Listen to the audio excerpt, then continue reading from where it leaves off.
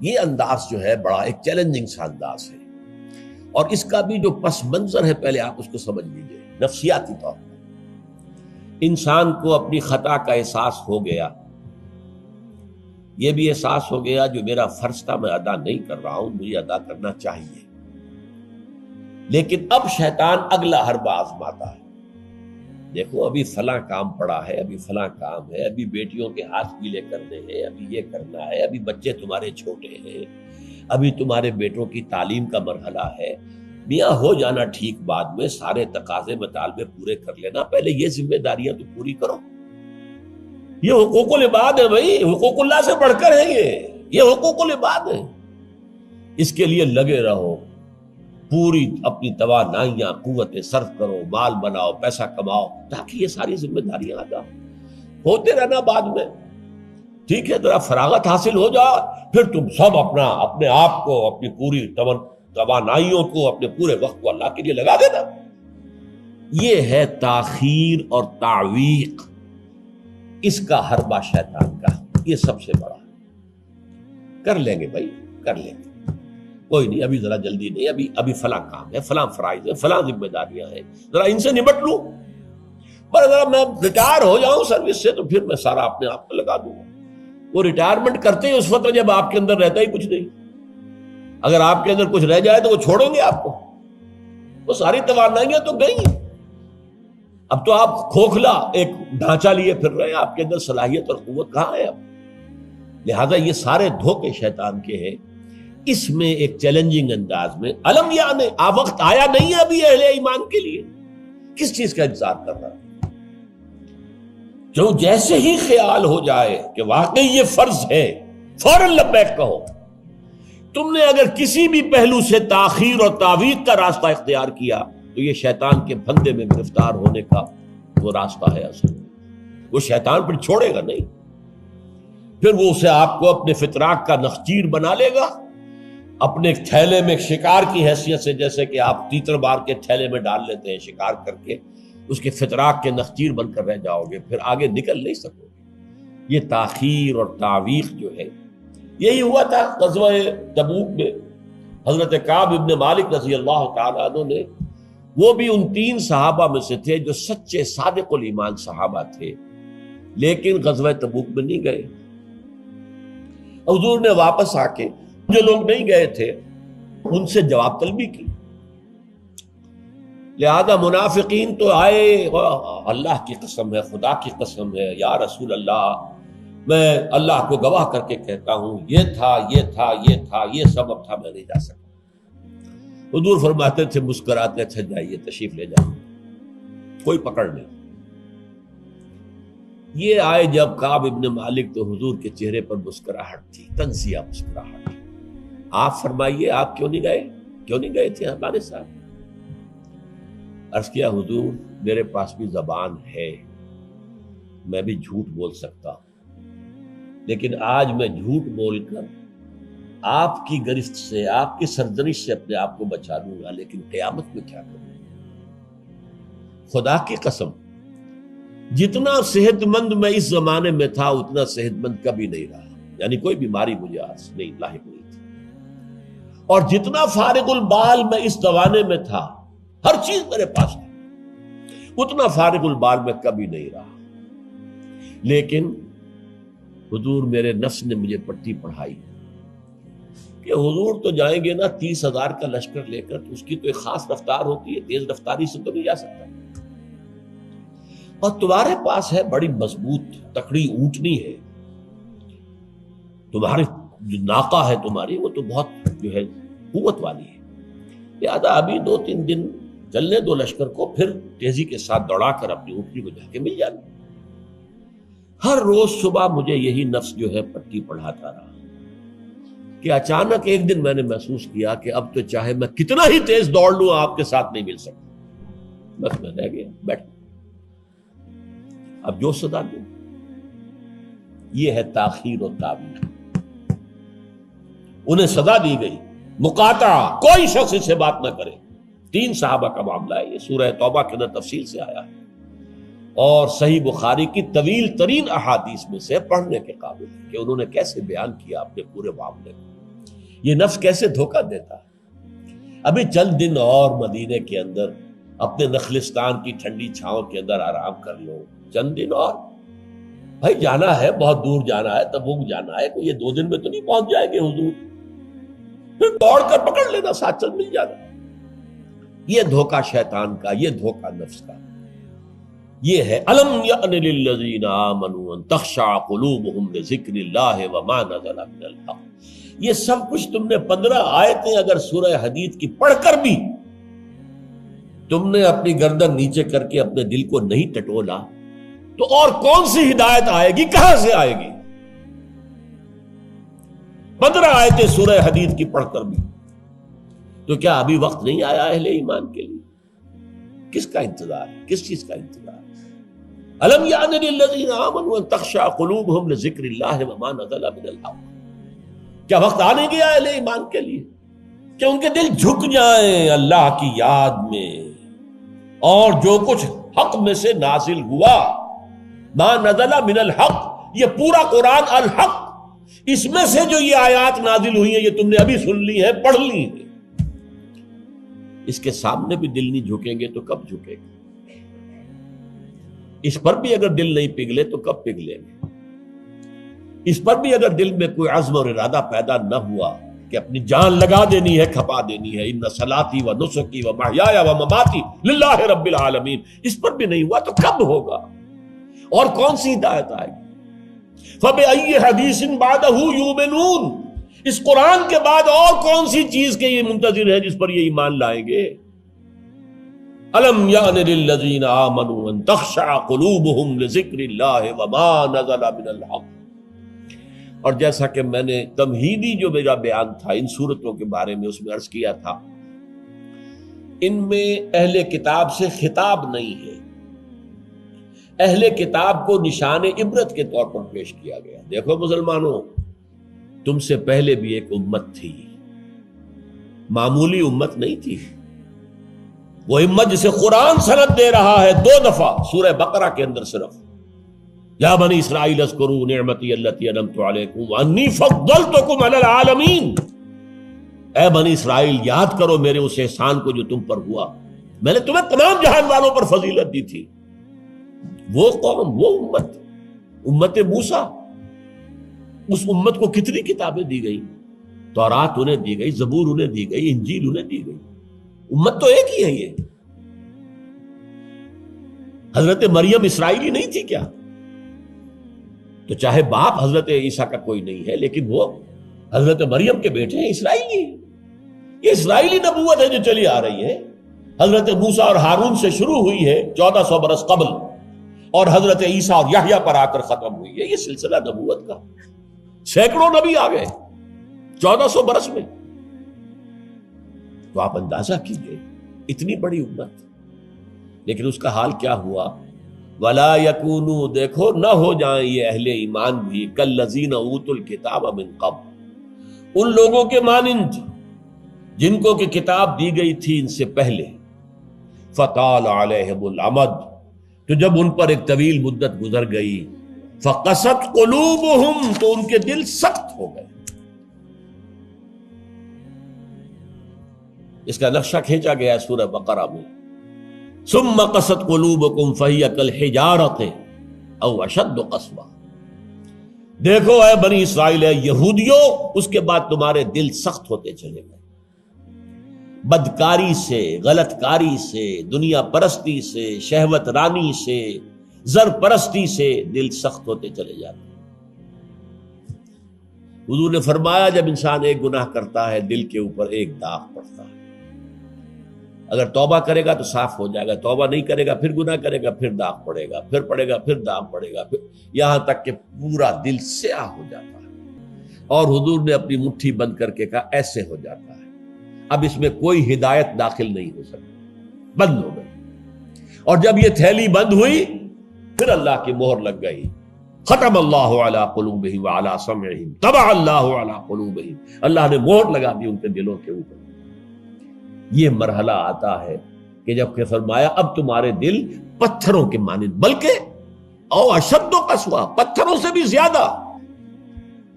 فَإِنَّ مِنَ الْحِجَارَةِ لَمَا يَتَفَجَّرُ مِنْهُ الْأَنْهَارُ، پتھر تو ایسے بھی ہوتے ہیں جن میں سے چشمے پھوٹ بہتے ہیں. وَإِنَّ مِنْهَا لَمَا يَشَّقَّقُ فَيَخْرُجُ مِنْهُ الْمَاءُ، چٹانوں میں ایسی بھی ہوتی ہیں شق ہو جاتی ہیں ان میں سے پانی نکل آتا ہے. وَإِنَّ مِنْهَا لَمَا يَهْبِطُ مِنْ خَشْيَةِ اللَّهِ، چٹانیں ایسی بھی ہوتی ہیں اللہ کے خوف سے گر پڑتی ہیں. وَمَا اللَّهُ بِغَافِلٍ عَمَّا تَعْمَلُونَ، تمہارے دل ان سے بھی سخت ہو چکے ہیں اور اللہ بے خبر نہیں ہے اس سے کہ جو تم کر رہے ہیں. آج اس امت پر بھی تو 1400 برس گزر گئے، کتنا عرصہ گزرا ہے، اور آج وہی خواہشات ہیں. ہم تو امت محمد میں ہیں صلی اللہ علیہ وسلم، وہ تو شافع محشر ہے، وہ تو ہر امتی کو بخشوا لیں گے تب جا کر راضی ہوں گے. اللہ راضی کرے گا انہیں، وہ راضی اسی وقت ہوں گے جب ہر امتی کو بخشوا لیں گے. سیاں بے کوتوال، اب ڈر کاہے کا؟ جب ہمارے سیاں ہمارے شوہر کہہ لے کوتوال بن گئے تو مجھے کس کا ڈر ہے؟ کوتوال ہی کا ڈر ہوتا ہے نا کہ وہ پکڑے گا. سیاں بے کوتوال، اب ڈر کاہے کا؟ یہ ہے وہ چیز، امانی، دل کا امانی ہو. سیغفر لنا، ہمیں تو بخش دیا جائے گا، ہماری تو شفاعت ہو جائے گی. بھائی کچھ بھی ہے، ہم کلمہ گو تو ہیں، کچھ بھی ہیں، محمد کے نام لیوا تو ہیں صلی اللہ علیہ وسلم. لیکن یہ قرآن مجید میں یہی ان کا قول نقل کیا گیا تھا. یہود نے کہا تھا نحن ابناء اللہ واحباؤہ، ہم تو اللہ کے بیٹوں کے مانند ہیں، اس کے بڑے چہیتے ہیں. تو اللہ نے کیا جواب دیا؟ فَلِمَ يُعَذِّبُكُم بِذُنُوبِكُم، پھر اللہ تمہیں سزائیں کیوں دیتا رہا ہے؟ یہ نبوکدنضر کے ہاتھوں تمہیں کیوں پٹوایا؟ ہیکل سلیمانی کیوں برباد کروایا؟ یہ تم 100 برس تک اسیری میں رہے، بیبیلونیا میں، بابل میں، عراق میں، کیوں؟ تمہارا دوسرا جو تھا ہیکل بنایا تم نے، وہ بھی سن 70 میں گروا دیا ٹائٹس کے ہاتھوں. 1,33,000 ایک دن میں قتل کیے اس نے، ٹائٹس نے 1,33,000 یہودی یروشلم کے اندر ایک دن میں قتل کیے. اندازہ کیے پچھلی صدی میں 60 لاکھ یہودی جرمنوں نے ختم کیے. 6 ملین. اور ان کو اب بھی یہی کر رہا ہے، we are the chosen people of the lord, ہم تو اللہ کے پسندیدہ بندے ہیں. یہی حال اس امت کا ہے. ہسپانیہ سے ایسے نکالے گئے کہ ایک بچہ تک نہیں بچا. تاتاریوں کے ہاتھوں کروڑ قتل ہوئے. یہ سب کچھ تمہارے ساتھ ہوا کہ نہیں؟ کروسیڈرز کے ہاتھوں تمہاری پٹائی کم ہوئی تھی؟ 88 برس تک بیت المقدس عیسائیوں کے قبضے میں رہا تھا کہ نہیں؟ تو غور کیجئے، دلوں کو نرم کیجئے، اور دلوں کو نرم کرنے کا ذریعہ بھی قرآن ہے. یا ایھا الناس قد جاءتکم موعظۃ من ربکم، موعظہ، واعظ کہتے ہیں اس کو جو دل کو نرم کرے، اس میں رقت پیدا کر دے. رقیق کہتے ہیں پتلی شے کو، رقیق مادہ، رقیق مادہ. دل سخت ہو جائے اسے نرم کرنے کی ضرورت ہے. اس کے لیے واعظ بھی سب سے بڑا قرآن. الم یان للذین آمنوا ان تخشع قلوبهم لذکر اللہ وما نزل من الحق ولا یکونوا کالذین اوتوا الکتاب من قبل، تمہارے سامنے موجود ہے. فطال علیہم الامد، پھر ان پر ایک مدت جب گزر گئی، فقست قلوبهم، تو ان کے دل سخت ہو. البتہ یہاں ایک واقعہ میں اور عرض کر دوں. ایک دل کی سختی وہ تھی جو یہودیوں کی ہو گئی تھی، یا ہم میں سے بھی بہت سو کی ہو چکی ہے. لیکن ایک اور دل کی سختی بھی ہوتی ہے، وہ اپنے احساس کی شدت کی بنا پر. یہ معاملہ حضرت ابوبکر کے ساتھ پیش آیا رضی اللہ تعالی. ان کے عہد خلافت میں ایک وفد آیا باہر سے. انہیں جب قرآن کی آیات سنائی گئی تو ان کی آنکھوں سے آنسو بہہ نکلے. حضرت ابوبکر نے فرمایا ہاکذا کنا حتی قست القلوب، ایسے ہی ہم بھی ہوتے تھے، قرآن سنتے ہی، قرآن پڑھتے ہوئے ہمارے آنکھوں سے آنسو جاری ہو جایا کرتے، یہاں تک کہ ہمارے دل سخت ہو گئے. معاذ اللہ، معاذ اللہ، یہ شدت احساس ہے۔ یقیناً یہ ہوتا ہے جب آدمی عادی ہو جاتا ہے تو وہ کیفیت نہیں رہتی۔ میں نے اللہ کے فضل و کرم سے 6 حج کیے، لیکن جو کیفیت پہلے حج کی تھی وہ پھر کبھی نصیب نہیں ہوئی۔ ویسے بھی یہ تھا کہ اس وقت تک ابھی اتنا ہجوم نہیں تھا۔ سن 62، اب آج سمجھیے 42 برس گزر چکے، تو اس وقت کا اور تھا معاملہ۔ اب جو ہے وہ ہجوم جو ہے وہ اس میں کبھی انسان کو اپنے اندر جھانکنے کا، کہیں تنہائی میں بیٹھ کر یاد کرنے کا موقع نہیں ملتا، لیکن وہ تھا۔ لیکن ویسے بھی بات یہ ہے کہ ایک آدمی، اب جو لوگ وہاں رہتے ہیں مکے میں رہنے والے، ان میں سے اکثر کو ہم دیکھتے ہیں وہ خانہ کعبہ کا، اس اصل چوکور گھر کا بھی کوئی ادب نہیں کرتے۔ وہ تو ہر وقت ان کی نگاہوں کے سامنے عادی ہو گئے۔ تو ایک شکل یہ ہوتی ہے کہ جو ایک تعامل کثرت کے ساتھ جب ایک بات ہو رہی ہو تو پھر اس کی وہ تاثیر نہیں رہتی۔ تو فرمایا فقست قلوب، حضرت ابو بکر کا بھی وہ احساس کی شدت جو تھی، جیسے حضور نے فرمایا انہ لیغان علی قلبی، میرے دل پر بھی کبھی کبھی حجاب سا طاری ہو جاتا ہے۔ معاذ اللہ، کیسا حجاب؟ اب اس حجاب کے لفظ سے دھوکہ نہ کھا جائیے کہیں۔ ایک حجاب میرا اور آپ کا ہے، ایک حجاب محمد رسول اللہ صلی اللہ علیہ وسلم، کہ وہ جو اللہ کی طرف توجہ کی انٹینسٹی ہے، انٹینسٹی اس میں تھوڑی سی کمی بھی ہو گئی تو اسے آپ حجاب سے تعبیر کریں۔ ہمیں تو وہ کیفیت ہی میسر نہیں ہو سکتی، لیکن اس انٹینسٹی کے اندر، یہ لفظ انٹینسٹی انگریزی کا بار بار بول رہا ہوں، اس کی شدت، لیکن شدت کے لفظ کے اندر جو ہے وہ اتنا مفہوم نہیں آتا جتنا انٹینسٹی کے لفظ میں۔ وہ انٹینسٹی جو ہے اس میں ذرا سی کمی ہوئی، حضور پریشان ہو گئے۔ وَإِنَّهُ لَيُغَانُ عَلَىٰ قَلْبِي وَإِنِّي لَأَسْتَغْفِرُ اللَّهَ 70 مَرَّةً فِي كُلِّ يَوْمٍ، اور ہر روز میں 70 مرتبہ استغفار کرتا ہوں اللہ کی جناب۔ تو کیا آپ گناہ کرتے تھے؟ معاذ اللہ۔ یہ ذرا سی اس توجہ کی شدت میں، انٹینسٹی میں ذرا سی کمی ہوئی، اسے بھی آپ حجاب سے تعبیر کریں۔ تو یہی ہے مفہوم حضرت ابو بکر کے اس قول کا۔ لیکن ایک ہے قساوت قلبی، معصیت کی وجہ سے، دنیا پرستی کی وجہ سے، نفس پرستی کی وجہ سے، زر پرستی کی وجہ سے، شہرت پرستی کی وجہ سے، اقتدار پرستی کی وجہ سے، یہ پرستشیں جو ہے، یہ جو دل کو سخت کرتی ہیں تو وہ پتھر اور چٹان سے زیادہ سخت ہو جاتا ہے۔ ثم قست قلوبکم فہی کالحجارۃ او اشد قسوہ وان من الحجارۃ لما يتفجر منه الانہار وان منها لما يشقق فيخرج منه الماء وان منها لما يهبط من خشیۃ اللہ وما اللہ غافل عما تعملون وکثیر منهم فاسقون۔ اب ان میں سے اکثریت جو ہے وہ فاسقوں اور فاجروں پر مشتمل ہے۔ کیا یہی کیفیت آج کی مسلمان امت کی نہیں ہے؟ کیا عظیم اکثریت فساق و فجار پر مشتمل نہیں؟ کیا عظیم اکثریت حرام خور نہیں ہے؟ کیا عظیم اکثریت جھوٹی نہیں ہے؟ نفاق کی تینوں علامتیں، اذا حدث کذب وَإِذَا وَعَدَ أَخْلَفَ وَإِذَا اؤْتُمِنَ خَانَ۔